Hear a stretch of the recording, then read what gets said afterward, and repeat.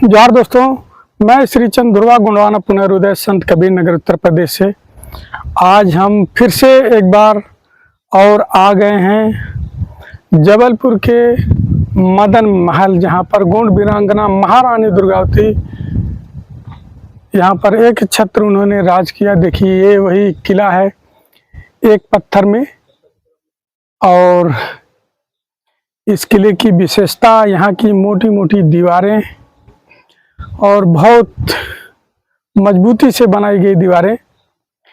और देखिए कि कैसे हमारे देश के गद्दारों ने अपने समाज के लोगों से या अपने देश के लोगों से कैसे गद्दारी किया। महारानी दुर्गावती जो है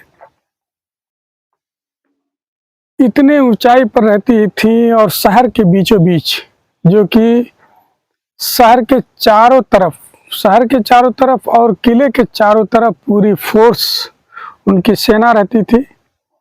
और सेना रहने के साथ साथ इतने ऊंचाई पर ये किला है कि यहाँ से जो ऊपर जो टॉप पे छत दिखाई दे रहा है, वहाँ से पूरा शहर दिखाई देता है।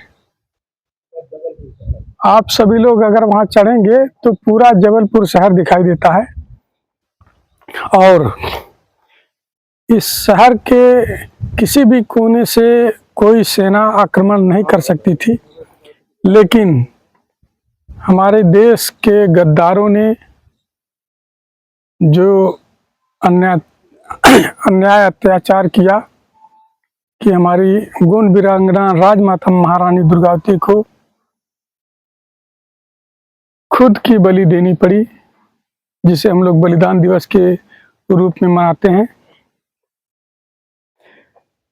यहाँ पर आने जाने का खाली दो रास्ता, एक आगे से और एक पीछे से था।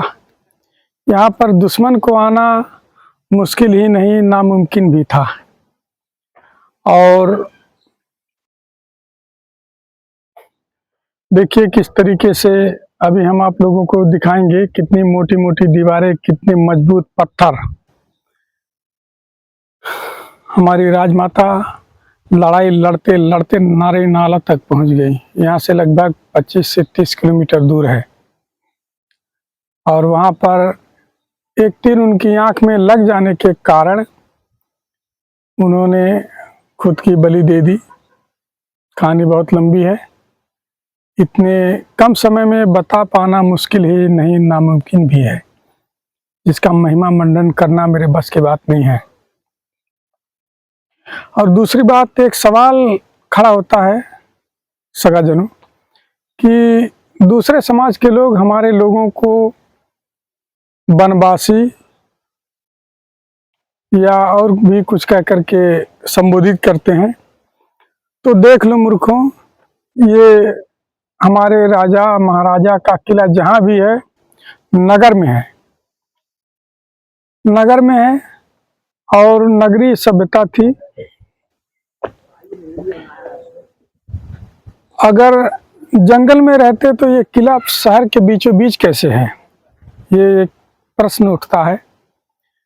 इतिहास में गलत पढ़ाने वाले लोगों से मेरा निवेदन है कि वो लोग कुछ सुधार करें और इस तरह का कोई काम ऐसा न करे कि जो हमारे समाज के लोगों को ठेस पहुंचे।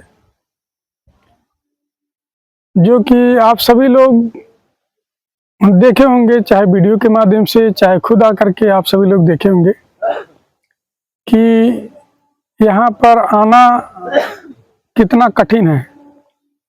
और जहाँ से खुद रानी अपनी आँख से देख सकती थी कि कोई भी दुश्मन इस किले पर आक्रमण नहीं कर सकता था। रात में सोने के समय 12 बजे के लगभग हमारे राज में एक गद्दार के द्वारा पिछला गेट खोल देने के कारण सेना ऊपर आ गई और वो आक्रमण कर दिया। हालांकि सेना बाहर ही रहती है, ऊपर तो नहीं रहती है। ऊपर कम ही सेना, सीमित सेना रहती है, इसलिए ऐसा हुआ।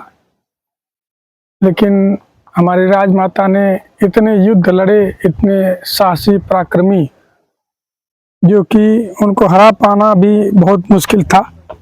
लेकिन क्या करेंगे, देश के गद्दारों के माध्यम से ऐसा कार्य हो गया जो कि बयां कर पाना बहुत मुश्किल है। जय सेवा, जय जोहार, जय गुणवाना।